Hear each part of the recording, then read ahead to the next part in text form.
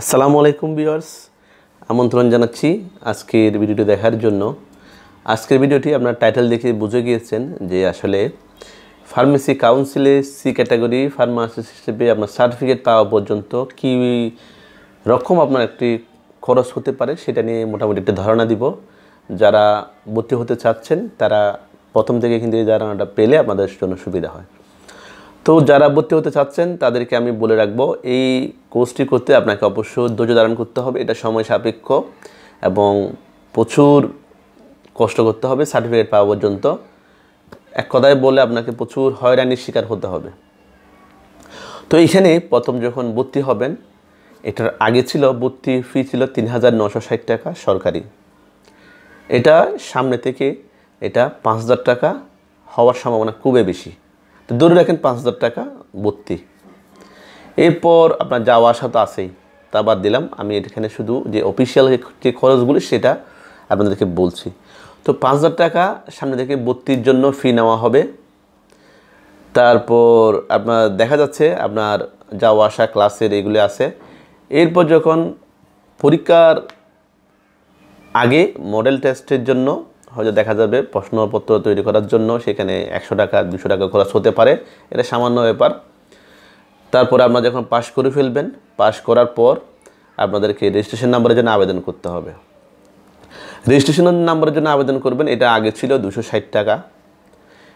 ৬১তম বেচ থেকে সেটা হয়েছে ৫২৩ টাকা, তার মানে বেড়ে গিয়েছে। তো এরপর যখন আবেদন করে ফেলবেন ৫২৩ টাকা, এটা সরকারি কস্ট। যার মাধ্যমে আবেদন করবেন সেও দেখা যাবে ১০০ টাকা নেবে, কম্পিউটারে যে কাজ করবে সে, ওইটা সহ মিললে আপনার প্রায় ৭০০ টাকা প্লাস আপনার আবেদনের জন্য লাগবে, রেজিস্ট্রেশন নাম্বার আবেদনের জন্য। এরপর আপনার কাছে একটি মেসেজ আসবে যে ১৫ দিনের মধ্যে ঢাকা অফিসে যোগাযোগ করুন। তার মানে আপনাকে ঢাকা যেতে হবে। ঢাকা যাওয়া আসা আপনার যদি চট্টগ্রাম থেকে হয়, একজন মানুষের যাওয়া আসা কমপক্ষে ২ থেকে ৩,০০০ টাকা লাগবে। ৩,০০০ টাকা ধরুন, ৩,০০০ টাকা আপনার একবারে লাগবে। যখন কাগজপত্র জমা দিয়ে আসবেন, জমা দিয়ে আসার পর আপনাকে একটা মেসেজ দেওয়া হবে যে আপনার রেজিস্ট্রেশন নাম্বার এই নাম্বারটি। তখন সেটা দেখে আপনি যদি আপনার রেজিস্ট্রেশন নাম্বারটি বর্তমান সার্টিফিকেট পর্যন্ত তৈরি থাকে তাহলে রেজিস্ট্রেশন নাম্বারটা যদি পেয়ে যান, এরপর আপনি মূল সার্টিফিকেটের জন্য আবেদন করবেন। মূল সার্টিফিকেটের জন্য আবেদন করলে সেক্ষেত্রে আপনাকে ঢাকা যেতে হবে।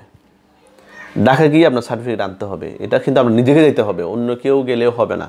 তো সেক্ষেত্রে দেখা যায় আপনার আবার ঢাকা যেতে হবে, আবার সময় সাপেক্ষ। আপনার এখানে সময়টা আপনাকে অবশ্যই যেতে হবে যে সময়টা তারা দেবেন তার মধ্যে।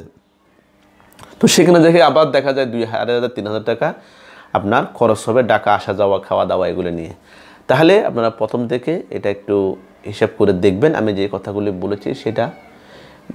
বলেছি যেভাবে খরচগুলো, তাছাড়া তো বাহ্যিক খরচ আছে যেগুলো আমি বললামই না। আপনার যাওয়া আসা বিভিন্ন ধরনের টুকটাক খরচ থাকে, এগুলো আসলে বলার বিষয় না। আমি মূল কথাগুলি আপনারা বলছি। প্রথমে ভর্তি ধরুন ৫,০০০ টাকা, তারপর আবেদন ধরুন, রেজিস্ট্রেশনে পাস করার পর আবেদনের জন্য ধরুন ৭০০ টাকা, অন্য বাহ্যিক খরচ ধরুন ৫০০ টাকা, ঢাকা ২ বার আসা যাওয়া ধরুন ৬,০০০ টাকা। তাহলে কত হয় হিসাব করে দেখুন আপনারা, যে টাকাটা হয় আপনাদের এই টাকাটা খরচ হবে। তবে টাকার চেয়ে সবচেয়ে বেশি বিষয় আপনার সময় যাবে এবং আপনার কষ্ট করতে হবে এই বিষয়গুলো নিয়ে, এবং বারবার তাদের কাছে যেতে হবে, তাদের সহায়তা চাইতে হবে। তো আশা করি বিষয়টা বুঝতে পেরেছেন। যারা নতুন ভর্তি হবেন অবশ্যই আপনারা ধৈর্য থাকতে হবে আপনাদের এই কাজগুলি করার, সেভাবে ভর্তি হবেন। কারণ যদি আপনি অধৈর্য হন তাহলে কিন্তু পারবেন না। ভর্তি হলেন ৬ মাসে মেসেজ আসলো না, এটা টেনশনে পড়ে গেছেন, তাহলে কিন্তু হবে না। আপনাকে ধৈর্য ধরতে হবে। পাস করছেন, পাস করানোর পর রেজিস্ট্রেশন করতে হবে, ধৈর্য ধরতে হবে, তাও ২-৩ মাস লাগবে। এরপর আবার সার্টিফিকেটের জন্য আবার ২-৩ মাস লাগবে। এভাবে ধৈর্য ধরে কিন্তু সার্টিফিকেটটা পেতে মোটামুটি আপনাকে অনেক সময় লাগবে এবং অনেক কষ্ট করতে হবে। তো সবাই ভালো থাকবেন, সুস্থ থাকবেন। আল্লাহ হাফেজ।